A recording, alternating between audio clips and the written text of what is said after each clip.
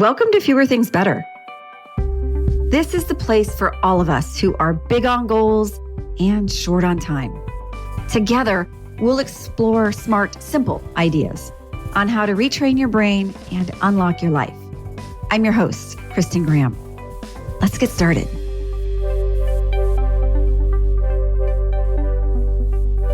Have you ever tried to unsubscribe from an email list and somehow the emails just keep coming? You're sure that you hit the unsubscribe button, maybe even a few times. And yet messages keep showing up in your inbox looking for attention. Honestly, some relationships can start to feel exactly like that.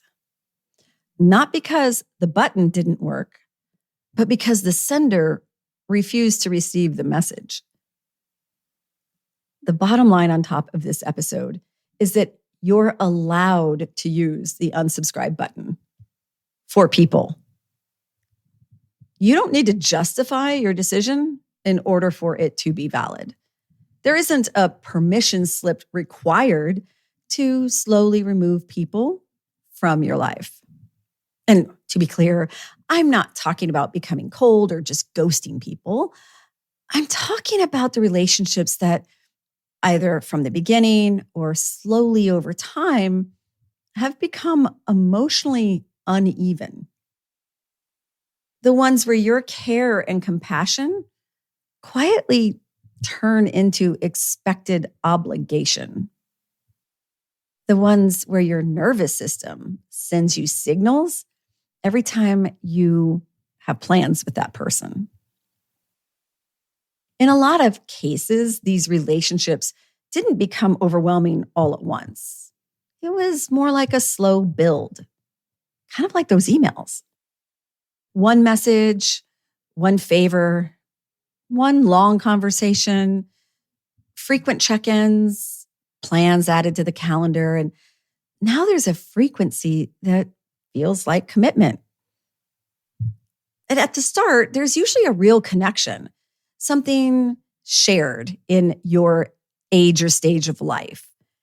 But then this casual connection turns into an expectation. You may find yourself serving in a role you never consciously agreed to play. Somewhere along the way, many of us, especially women, receive messages that being helpful, available, supportive, and needed is what makes us valued. We're encouraged to be the helper, the team player, the bigger person, the shoulder to lean on. We somehow learned that disappointing ourselves was far more acceptable than disappointing someone else.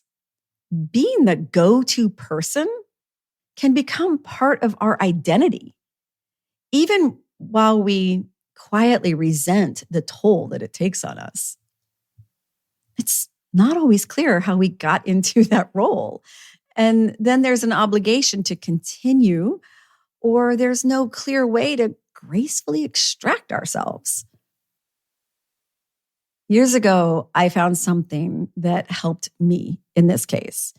It was a quote that said simply this: "You do not have to be a good girl to be a good person. Yes, please, and thank you." That's exactly it. And that's universal. You do not have to set yourself on fire to keep other people warm. Your initial interest or empathy does not equal emotional responsibility. And that's whether they're related to you or not. And it's human to feel the tug of guilt, especially if you do care for the person or if they're in need of support. But guilt is not always guidance. It can also be the sensation of social discomfort when you anticipate disappointing someone. And not every emotionally hungry person is yours to feed forever. So how can you actually unsubscribe? honestly, most of the time, it can happen quietly.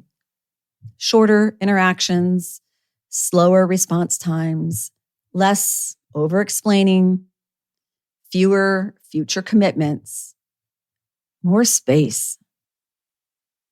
Sometimes the healthiest thing is simply to allow a relationship to resize instead of continuing to perform at a level of availability that you no longer genuinely feel. And yes, there will likely be resistance when your absence becomes more regular. More texts, more urgency, more attempts to pull you back into the familiar role. And this is the part that catches people off guard because it can feel like confirmation that you're doing something wrong. You're not. You're still a good person. The reaction is a response to them noticing that the supply has changed, not their demand. And when that happens, there can be pressure to explain yourself, apologize, or just return to the old pattern because it's easier in the moment. You don't need a long explanation and you don't owe any apology. Sometimes the most honest thing you can say to yourself, if not to them, is simply, I'm not available for this anymore.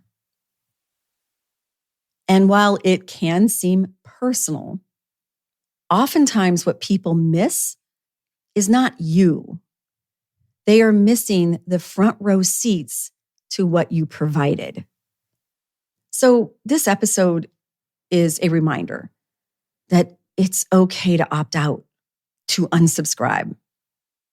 Relationships are allowed to change shape. And the ones that can't survive a little distance probably weren't as mutual as they felt.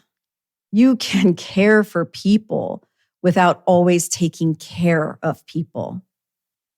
That's not selfishness. That's sanity. For now, this is a reminder that the unsubscribe button is always available. And you might need to use it more than once. And if you do, hey, you're still a good person. For more Fewer Things Better, find us over on YouTube or join our newsletter at unlockthebrain.com/newsletter. See you next time.